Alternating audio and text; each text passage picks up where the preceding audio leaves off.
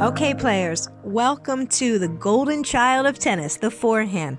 To keep the forehand technique simple, we're going to look at it a little bit in fast speed for the moment, and then we'll slow it down in a second. But you'll notice in this little demonstration here that we're actually taking it from a split step, getting our bodies turned sideways, taking a racket back, and extending an arm out in front of us. That left arm, that arm where the arrow is right there, that's what we call a non-dominant hand, okay? And we use that every single time we hit a forehand because it's available to us. So we're going to start from ready position.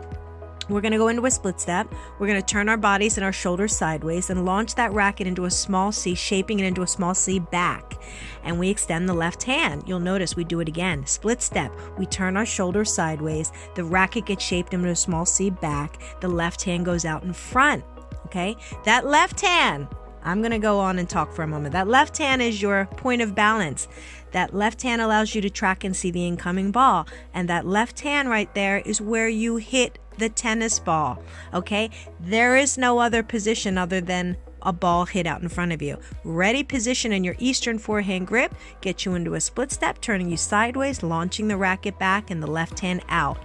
Okay, let's take a look at it one more time. This time from Fabrizio, who turns his shoulders sideways, shapes the racket into a small C, launches the left hand out.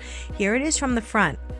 Here it is from the front. I'm in ready position. I turn sideways, bring the racket to contact, throw that racket face off and around to the other shoulder. I shape it into a small C, bring that racket to contact, throw that racket off and around to the other shoulder. Shaping the racket, bringing it to contact, hitting the ball, and throwing the racket face off and around our body.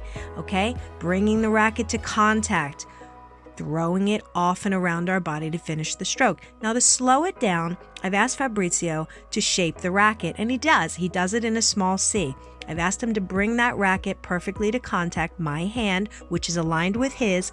He's now hit the ball, and he launches the racket face off and around his body. The thing is, guys, is that the forehand technique, it's really important to repeat this over and over again because you want to get the feel of what it feels like, right? To shape a racket and to bring it around to contact. You want to know the feel and the shape of that so that it actually gets set in your subconscious mind, and then we get to do things as natural as possible.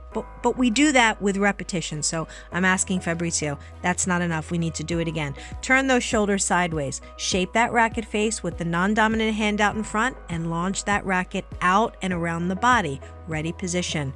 Turn those shoulders, shape that racket into a small C.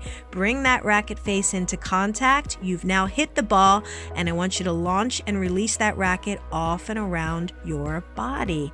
One more time. Turn those left shoulders, left hand out in front. Bring that racket to contact, release those strings off and around from the front. You've seen him turn. He's brought that racket, he's hit that ball now, and from the velocity of that stroke, that back right foot will come through. It's called a recovery step. It's what gets him from sideways, okay, to again now facing the net, putting himself back into the ready position, ready for the next ball. So all a recovery step is, guys, is that right back foot coming through, putting you back into your ready position.